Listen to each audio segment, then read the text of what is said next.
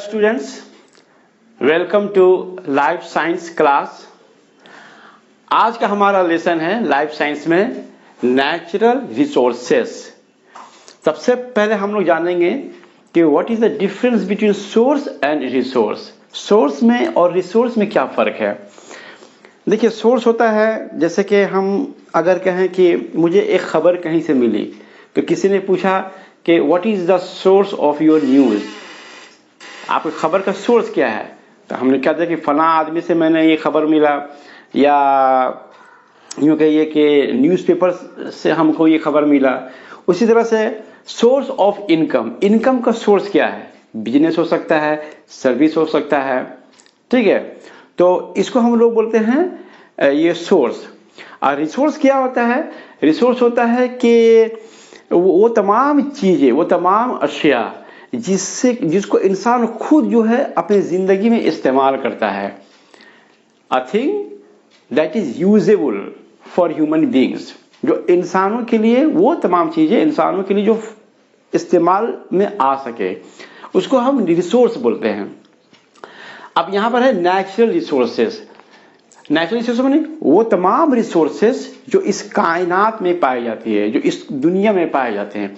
देखिए, अल्लाह ताला ने इंसान को जो पैदा किया तो सिर्फ पैदा करके छोड़ नहीं दिया, बल्कि अल्लाह ताला को मालूम था कि इंसान क़यामत तक जो इंसान इस ज़मीन पर जो पैदा होंगे उसकी क्या क्या ज़रूरतें हो सकती हैं। तो अल्लाह ताला इंसानों की ज़रूरियात को पूरा करने के लिए इस ज़मीन के अंदर में बहुत सारे खजाने जो है दफन करके रखे हुए हैं, जिसका हम लोग इस्तेमाल करते हैं। इसी को हम लोग कहते हैं नेचुरल रिसोर्सेज, जो कि नेचर में, इस दुनिया में पहले से ही मौजूद है। इंसान के पैदाइश से पहले ही से जो है ये तमाम चीज़ों को रख दिया गया है, ताकि आने वाले वक्तों में जो इंसान उससे इस्तिफादा हासिल कर सके।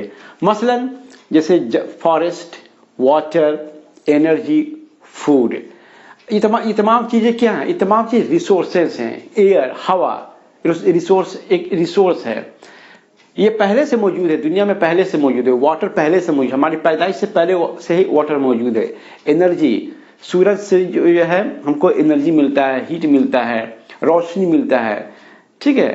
तो ये तमाम चीज़ इंसानों के पैदाइश से पहले से ही मौजूद है। इसी को हम लोग कहते हैं रिसोर्सेज, जो कि नेचर में पाया जाता है, जो आर्टिफिशियल नहीं है, जिसको इंसान ने नहीं बनाया, ठीक है।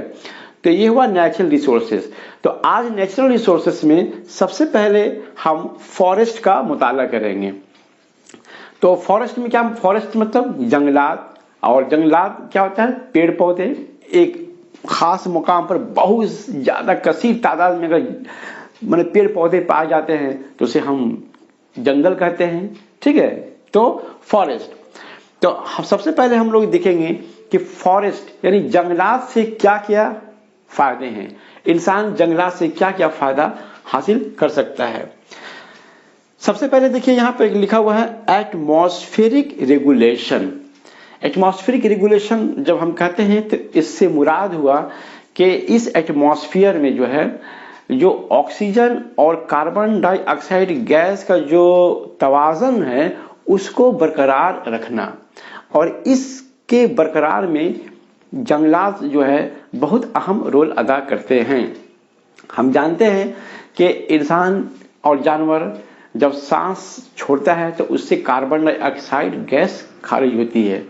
उसी तरह से देखिए, इंडस्ट्री, कल कारखाने बहुत सारे कायम हो गए हैं, इनके चिमनियों से धुआं निकलते हैं। इन धुओं में क्या होता है, कार्बन डाइऑक्साइड गैस या कार्बन मोनोऑक्साइड गैसेस होता है। इसी तरह से ये ऑटोमोबाइल्स है, ये जितने भी जो व्हीकल्स है, कार, आपका बसेस, लॉरी, टैक्सी, बाइक, इससे जो धुआं निकलता है इसमें कार्बन डाइऑक्साइड और कार्बन मोनोऑक्साइड गैस मौजूद होते हैं। अब ये जो गैसेस जो हैं इंसानों के लिए बहुत ही मुज़िर हैं, हार्मफुल हैं।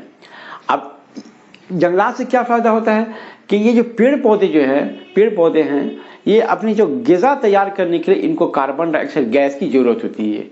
तो पेड़ पौधे क्या करता है कि इन गैसों को जो है जज़्ब कर लेता है, और जो है फोटोसिंथेसिस अमल के ज़रिए फूड तैयार करता है। और ये जो फोटोसिंथेसिस का प्रोसेस है, इस प्रोसेस में क्या होता है, ऑक्सीजन गैस दरख्त जो है खारिज करता है। अभी ऑक्सीजन गैस, अब देख लीजिए, हमारे लिए जरूरी है, इंसानों के लिए जरूरी है। तो एक तरफ दरख्त क्या करता है, जो कि माने कार्बन डाइऑक्साइड गैस जो खारिज हुआ एटमॉस्फेयर में, जो खारिज हुआ उसको वो ले लेता है। तो इस तरह से कार्बन डाइऑक्साइड गैस जो है इसकी कमी आ जाती है, और उसके जगह पर क्या होता है, ऑक्सीजन गैस का ये सप्लाई करता है। तो इससे दो फायदे हैं, एक कार्बन डाइऑक्साइड गैस को जज्ब भी कर लिया और ऑक्सीजन गैस को सप्लाई भी कर दिया। तो जंगलात, जितने ज्यादा जंगलात अगर रहेंगे तो इनसे जो है ये फायदा हमको हासिल होता है। दूसरा क्या है, कंट्रोल ऑफ सॉइल इरोजन, माने मिट्टी का कटाव। मिट्टी के कटाव में जो है जंगलात जो है बहुत मदद करते हैं। अब देखिए, जब तूफान आता है तो तूफान में तो आप जानते हैं कि हवा की रफ्तार बहुत तेज होती है। अब जब तूफान आता है, हवा तेज रफ्तार से जब बहता है तो उसके साथ मिट्टी धूल भी जो उड़ने लगता है। अब देखिए, अब जंगलात होगा तो क्या फायदा होगा, ये जो मिट्टी, जब जंगलात, जहां जंगलात हैं और वहां से जब मिट्टी उड़ेंगे तो ये मिट्टी जो है उड़कर तो कुछ दूर तक जाएंगे, लेकिन ये मिट्टी फिर क्या होगा, जो बड़े बड़े पेड़ पौधे जो खड़े हैं तो उन पेड़ पौधों के जो माने आपका तना है, स्टेम है, उसका टहनियाँ हैं, उसके जो है बड़े बड़े पत्ते हैं, ब्रांचेज हैं, ये तमाम के तमाम जो है मिट्टी जो है जो उड़ कर जा रहा था उनसे टकरा जाएगा, और टकराने के बाद क्या होगा, फिर उसी जगह जो है जमीन पर फिर गिर जाएगा। तो तूफान में मिट्टी जो है उड़कर तो कुछ दूर तक जाएगी, लेकिन क्या होगा, कुछ दूर जाने के बाद फिर मिट्टी जो है कुछ एक दूसरे मुकाम पर फिर वहां पर गिर जाएगी। तो ये जो मिट्टी का जो सरफेस सॉइल है, इसका जो इरोजन तो होता है, लेकिन इसके इरोजन को कंट्रोल करते हैं, ज्यादा इरोड होने नहीं देता है। नहीं तो क्या होगा, सरफेस सॉइल का ज्यादा इरोजन होगा तो मिट्टी जो है, माने जो फर्टिलिटी जो है, उसकी ज़राअत का जो पोटेंशियल उसके अंदर जो होता है उसके अंदर कमी आ जाएगी, जिससे फसलें जो है बहुत कम उगेंगी। उसी तरह से जब सैलाब आता है तो सैलाब में भी क्या होता है, मिट्टी, जब पानी के तेज बहाव में मिट्टी जो है बहना शुरू हो जाता है। लेकिन जंगलात रहेंगे तो क्या होगा, जंगलात के रहने से क्या होगा कि जो फ्लो ऑफ वाटर है, जो पानी का बहाव है, उसके स्पीड में क्या हो जाता है, कमी आ जाता है। तो स्पीड में जब कमी आ जाएगा तो मिट्टी का जो है बहाव थोड़ा सा कम हो जाएगा, मिट्टी जो है बहुत कम बहेगा, उसमें रुकाव आ जाएगा। तो इस तरह से जो है फॉरेस्ट जो है सॉइल इरोजन को कंट्रोल करता है। तीसरा क्या है, क्लाउड फॉर्मेशन एंड प्रेसिपिटेशन। हम लोग ट्रांसपिरेशन चैप्टर में पढ़े हैं कि दरख्त जो है मिट्टी से मादनियात और पानी जो है जड़ों के जरिए जज्ब करता है, इसके फिर जिस्म में पहुंचता है, पहुंचने के बाद क्या होता है, इसके पत्तों से जो है ट्रांसपिरेशन का अमल होता है, जिसे हम इवेपोरेशन कहते हैं। माने दरख्तों के जो पत्ते होते हैं उससे क्या होता है, ट्रांसपिरेशन होता है, पानी जो है भाप बनकर उड़ जाता है। तो देखिए, जितना ज्यादा जंगलात जब ज्यादा होंगे तो उसमें पेड़ पौधे बहुत ज्यादा होंगे, तो बहुत ज्यादा तादाद में क्या होगा, वाटर वेपर का क्या होगा, इखराज होगा। अब ये वाटर वेपर जितना ज्यादा इखराज होगा, क्लाउड उतना ही फॉर्मेशन होगा, और जब क्लाउड फॉर्मेशन होगा तो फिर क्या होगा, रेनफॉल भी होगा, बारिश भी होगा। तो हम जो कहते हैं कि जंगलों की वजह से बारिश होती है, या जंगलात, जिन इलाकों में जंगलात है, पेड़ पौधे बहुत ज्यादा पाए जाते हैं, वहां बारिश बहुत ज्यादा होती है। उसका सबब यही है कि ट्रांसपिरेशन का अमल बहुत ज्यादा होता है, और ट्रांसपिरेशन के अमल से क्या होता है, वाटर वेपर का मिकदार बढ़ जाता है और क्लाउड का फॉर्मेशन होता है और फिर रेनफॉल होता है। चौथा क्या है, टिम्बर एंड फायरवुड। अब देखिए, जंगलात से और क्या फायदा है, लोग जंगलों में जाते हैं, फर्नीचर बनाने के लिए जो है हमें लकड़ी की जरूरत पड़ती है। तो ये लकड़ी जो है बड़े बड़े, ये हम लोग बोलते हैं ना, सगुन का फिर से पाइन ट्री, सगुन का, ये सब जो है लकड़ियों से क्या होते हैं, फर्नीचर, पलंग, ठीक है, चेयर, कुर्सी, मेज, ये जो बनते हैं। तो लकड़ियों से माने फर्नीचर वगैरह बनता है। फायरवुड माने ईंधन के तौर पर फायरवुड का इस्तेमाल होता है। अब पुराने जमाने में, अब तो जमाना गैस का निकल गया, लेकिन पुराने जमाने में क्या होता था, गांव देहात में अब भी जो है जो लोग गरीब लोग होते हैं वो लकड़ियां को चुन कर लाते हैं और उसी को जलाते हैं ईंधन के तौर पर, उसी के ऊपर जो अपना खाना वगैरह पकाते हैं। तो ये फायरवुड का काम हो गया। फ्लावर्स एंड फ्रूट्स, अब पेड़ पौधों से क्या होता है, पेड़ पौधे में फूल भी पैदा होता है, फल भी पौधों में, पेड़ पौधों में फल भी लगते हैं। तो फूल भी जो है बहुत से जो दूसरे मज़ाहब के लोग हैं वो फ्लावर को जो है इस्तेमाल करते हैं, आपको मजहबी रस्मों में इस्तेमाल किया जाता है, मंदिरों में इसमें इस्तेमाल किया जाता है। फिर फ्रूट्स सभी लोग इसका इस्तेमाल करते हैं। हर्बल मेडिसिन्स, बहुत से पेड़ पौधे ऐसे दरख्त हैं जिससे जो है दवाइयाँ बनाई जाती है। जैसे आप जानते हैं तुलसी का पौधा, इसका इस्तेमाल होता है, ठीक है। उसी तरह से सिनकोना भी जो एक दरख्त है उससे क्विनीन तैयार की जाती है। तो बहुत सारे जो है दरख्तों से क्या होता है मेडिसिन भी जो है तैयार किया जाता है।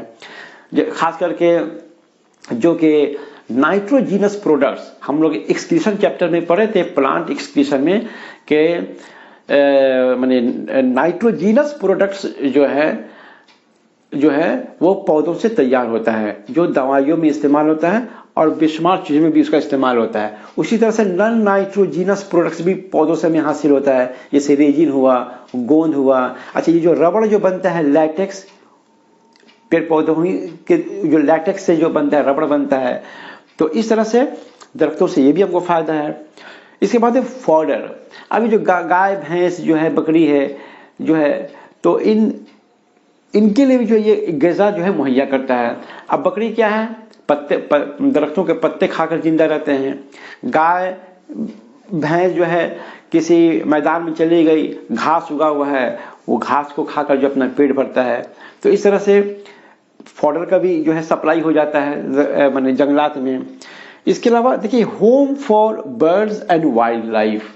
आप देखिए दरख्तों पर क्या होता है, शाम के वक्त जो है जितने भी चिड़िया है, बर्ड्स है, ये शाम के वक्त अपने दरख्तों में आकर जो है रात गुजारती है। ये इनका घर है, ये इसका बसेरा है। फिर से जंगलों में क्या होता है, शेर है, बाघ है, हिरन है, तरह तरह के जो है माने जंगली जानवर जंगलों में रहते हैं। तो ये home for birds and wild life है। इसके अलावा क्या है, फूड फॉर ह्यूमन बीइंग्स, हम इंसानों के ग़िज़ा के तौर पर ग़िज़ा भी जो है सप्लाई होता है। हम लोग जितने देखिए जो साग खाते हैं, ये क्या है, फूड है हमारे लिए, ये पेड़ पौधे का एक हिस्सा है। तो इस तरह से ये है फॉरेस्ट का इस्तेमाल। तो फॉरेस्ट जो है एक बहुत बड़ा नेचुरल रिसोर्स है जिसे अल्लाह ताला ने हम और आपके लिए दिया है, और इससे इस तरह से हम इस्तिफादा हासिल करते हैं। अब ये देखिए है कॉजेज ऑफ डिफॉरेस्टेशन। डिफॉरेस्टेशन का मतलब क्या हुआ, जंगलों की कटाई, जंगलों को रिमूव करना, रिमूव ट्रीज एंड प्लांट्स, ठीक है, या अपरूट ट्रीज एंड प्लांट्स। तो सबसे पहला क्या है कि जंगलों का डिफॉरेस्टेशन के पीछे क्या क्या असबाब हैं। पहला नंबर है पॉपुलेशन। देखिए आबादी जो है रोज बरोज जो है बढ़ती चली जा रही है और लोगों के रहने के लिए रिहाइश चाहिए। अब फर्ज कर लीजिए कि आपने घर या मकान बनाने के लिए कोई प्लॉट खरीदा है और उस प्लॉट पर जो है माने 2-4 दरख्त हैं, तो आप क्या करेंगे, आपको वहाँ मकान बनाना है, आप क्या करेंगे, दरख्त को काट दीजिएगा। दरख्त को नहीं काटिएगा तो आपको तो वहाँ मकान नहीं बनेगा। तो ये देखिए रिहाइश के लिए, लोगों के रहने के लिए जो है क्या हुआ, दरख्तों को जो है काटना पड़ा। दरख्तों को काटना इसलिए पड़ा ताकि लोगों का मकान बन सके। तो मकान बनाने के लिए, रिहाइश के लिए, इंसानी रिहाइश के लिए जो है दरख्तों को काटा गया। और जैसे जैसे तेज रफ्तार से जो है इंसान की आबादी बढ़ती चली जा रही है, वैसे वैसे जंगल भी जो है, जंगलों की कटाई भी होती चली जा रही है। तो एक फैक्टर हुआ पॉपुलेशन। दूसरा क्या है, इंडस्ट्री, लोगों के रोजगार के लिए या और भी बहुत सारे चीज़ों के सेहत के लिए माने इंडस्ट्री से बहुत सारे जो प्रोडक्ट्स तैयार होते हैं, तो उसको इंडस्ट्री भी लगाने पड़ता है, कल कारखाने लगाने पड़ते हैं। तो कल कारखाने लगाने के लिए बहुत बड़ा ज़मीन चाहिए, एक भास्ट स्ट्रेच ऑफ लैंड चाहिए। अब उस लैंड पर अगर बहुत सारे दरख्त हैं, पेड़ पौधे हैं, तो मजबूर उसको काटना पड़ेगा। तो इंडस्ट्री के लिए, कल कारखानों को लगाने के लिए जो है भी जंगलों को काटना पड़ता है। फार्मिंग, अब जंगल है, अब जंगल में बहुत पेड़ पौधे हैं, तो अब हमको वहाँ खेती करना है। तो खेती करने के लिए तो फ्लैट लैंड चाहिए उसमें, ठीक है। ताकि उस पर हम जो है मैंने हल चला नहीं सके। तो फार्मिंग के लिए भी जो है जंगलों को जो है काटने पड़ता है। रोडवेज एंड रेलवेज, लोगों के आमदरफत के लिए सड़क भी जरूरी है, रेल भी जरूरी है। तो सड़क बनाने के लिए भी जो है जंगलों को काटना पड़ता है। और सड़क जो है कई 100 किलोमीटर तक जो है लंबा रास्ता बनता है। उसी तरह से कई 100 किलोमीटर तक जो है रेल की लाइन बिछानी पड़ते हैं। तो अब रेल को लाइन जहाँ बिछाया जाता है वहां पर कोई जंगल आ गया, फॉरेस्ट आ गया, बहुत ज्यादा दरख्त गाछ आ गया, तो उसको मजबूरन काटने पड़ता है। तो सड़क के तामीर के लिए और रेलवे के लिए जो है जंगलों को भी काटने पड़ता है। टिम्बर एंड फायरवुड, इंसान की जरूरत है फर्नीचर, तो फर्नीचर के लिए जो है दरख्तों को काटने पड़ता है। अभी हम पढ़ा चुके हैं इसके मैंने यूजेज ऑफ फॉरेस्ट में कि बेड हुआ आपका, चेयर, कुर्सी, मेज, बेंच, ठीक है, लकड़ी का जो बोर्ड होता है, ब्लैक बोर्ड जो हम लोग स्कूल में पढ़ाते हैं, बहुत सारी चीज़ जो लकड़ी से जो चीज़ जो फर्नीचर बनता है, तमाम चीज़ जो है उसके लिए भी जो है मैंने दरख्तों को काटा जाता है, बड़े बड़े दरख्त को काट दिया जाता है। माइनिंग, अब किसी जगह कोई कान खोदना है, माइन किसी चीज का, या पता चल गया कि फला जगह जो है ना कोई किसी चीज का, किसी मिनरल का और वहां पर माइन है, वहां पर खान है, किसी जगह पता चल गया, डिस्कवर हो गया, अब उस इलाके में बहुत सारे दरख्त वगैरह हैं, तो उसको जो है काटना पड़ता है। तो माइनिंग के लिए भी होता है। उसके बाद पास्चर लैंड, मवेशियों की चारा के लिए जो है दरख्तों को भी जो है उसके लिए काटना पड़ता है। फायर, आग, कभी कभी आपने सुना होगा खास करके अमेरिका में या ऑस्ट्रेलिया में कि खबर आती है मैंने टीवी में, न्यूज़पेपर में कि जंगल में जो है आग लग गया है। अब ये आग ऐसा लग जाता है कि बहुत सारे जो है दरख्त जो इसी मैंने आग में जलकर जो है भस्म हो जाते हैं, खत्म हो जाते हैं। तो ये तमाम असबाब है जिसकी वजह से जो है डिफॉरेस्टेशन होता है, कॉज होता है। तो ये था यूज ऑफ फॉरेस्ट और कॉज ऑफ डिफॉरेस्टेशन के बारे में।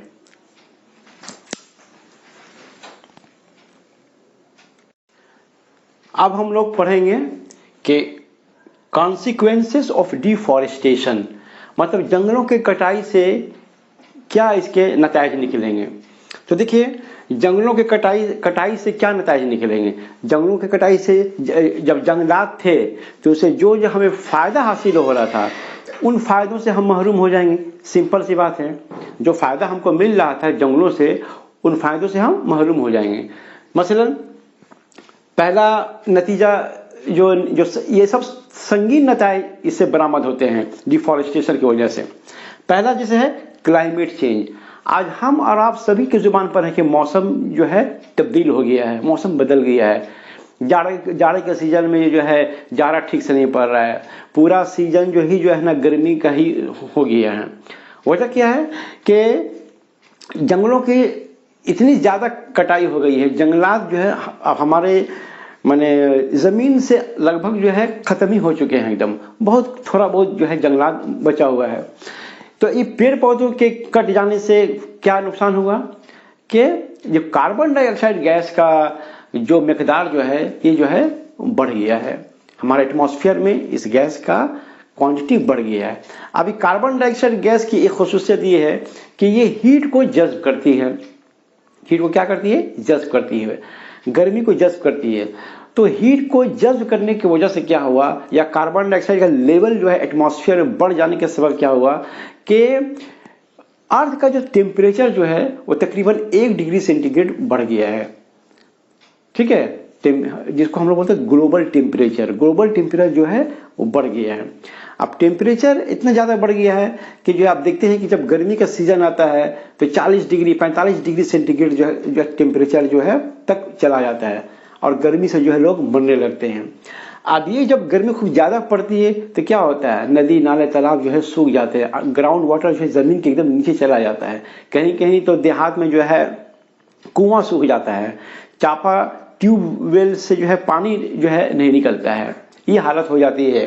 तो क्लाइमेट में जो है एक बहुत बड़ा जो है तब्दीली आ गया है इस डिफॉरेस्टेशन की वजह से। और क्या चीज़ है कि ग्रीन हाउस इफेक्ट भी हो गया है, ग्लोबल वार्मिंग बढ़ गया है। ग्रीन हाउस इफेक्ट क्या बोलते हैं कि जब कार्बन डाइऑक्साइड गैस की वजह से जब टेम्परेचर ज़्यादा बढ़ जाता है तो इसको हम लोग बोलते हैं ग्रीन हाउस इफेक्ट, ठीक है, ग्लोबल टेम्परेचर बढ़ जाता है। तो ये हुआ क्लाइमेट चेंज के बारे में। दूसरा क्या है, सोइल इरोजन। अब हमने आपको बताया था कि दरख्त जो है वो मिट्टी के बहाव को जो है या तो तूफान के जरिए से हो या विंड की वजह से हो या वाटर की वजह से हो, जिस वजह से उसके बहाव को जो है रोकता है, उसके इरोजन को रोकता है। अब जब जंगलात नहीं रहेंगे, पेड़ पौधे नहीं रहेंगे तो सैलाब आएगा तो उससे मिट्टी का कटाव जो बड़ी तेज रफ्तार से होगा, मिट्टी बहकर चला जाएगा, सरफेस सॉइल जो है दूर तक चला जाएगा। तूफान आएगा, विंड का तेज ब्लो होगा तो उसमें जो है ना मिट्टी जो उड़कर जो है बहुत दूर तक चली जाएगी। इससे क्या होगा, सोइल इरोजन जो है बढ़ता चला जा रहा है। उसके बाद स्कैंटी रेनफॉल। हम जानते हैं कि पेड़ पौधे जो है बारिश के होने में जो है ना मदद करती है। ट्रांसपीरेशन का रेट खूब ज़्यादा बढ़ जाता है। जब पेड़ पौधे ही नहीं रहेंगे तो ट्रांसपीरेशन का रेट क्या हो जाएगा, घट जाएगा, जिसकी वजह से क्या होगा, स्कैंटी रेनफॉल होगा, बारिश का मिकदार कम होगा, बारिश बहुत कम होगा। कभी कभी तो मानसून का सीजन आता है, मानसून में जो है बारिश ही नहीं होती है। अब जब बारिश नहीं होती क्या होगा, ये जो वाटर बॉडीज है, मतलब नदी, नाले, तालाब, पोखर, झील, क्या होगा, गर्मी के दिनों में क्या होगा, सूख जाएंगे। तो एक स्कैंटी रेनफॉल होता है। Loss of home for wild life and birds. जब जंगलात होंगे तो वहाँ पर माने जंगली जानवर पाए जाएंगे, बर्ड्स पाए जाएंगे। अब जो है जंगलात जैसे जैसे कटता चला जा रहा है, जो है वाइल्ड लाइफ यानी जो जंगली जानवर उनके रिहाइश का जो है मसला पैदा हो गया है। बर्ड्स जो दरख्तों पर रात काटते थे उनके लिए जो है मसला पैदा हो गया है। Landslide and flood. हम जानते हैं कि दरख्त को जो जड़ होता है वो मिट्टी को पकड़ कर रखती है, अब जब दरख्त ही नहीं रहेगा, पेड़ पौधे ही नहीं रहेंगे तो क्या हुआ, जमीन का मिट्टी क्या हो जाए, खिसक जाता है, जिसको हम लोग लैंडस्लाइड कहते हैं। अब फ्लड, जब फ्लड आता है, फ्लड में हमने क्या बताया था कि दरख्त जो है फ्लड की स्पीड को क्या करती है, चेक करती है, उसको चेक करती है, उसको जो है मतलब उसके स्पीड को घटा देती है, ठीक है। लेकिन अगर दरख्त ही नहीं रहेगा तो क्या होगा, फ्लड जिस इलाके में बड़ी तेज रफ्तार से फ्लड होगा, जिससे गांव के गांव, शहर के शहर बर्बाद हो जाएंगे। तो कहने मतलब है कि दरख्तों से जो इंसानों को फायदा पहुंचता था, दरख्त के नहीं रहने पर जो उन फायदों से क्या होगा, इंसान महरूम हो जाएगा और दूसरे जो है नुकसानात जो इंसानों को झेलने पड़ेगा। तो दरख्तों की इंपॉर्टेंस को समझना चाहिए। इसीलिए जो है आजकल जो है गवर्नमेंट जो इस बात पर जोर दे रही है, स्कूलों में बच्चों को सिखाया, दरख्तों की अहमियत बताया जा रहा है।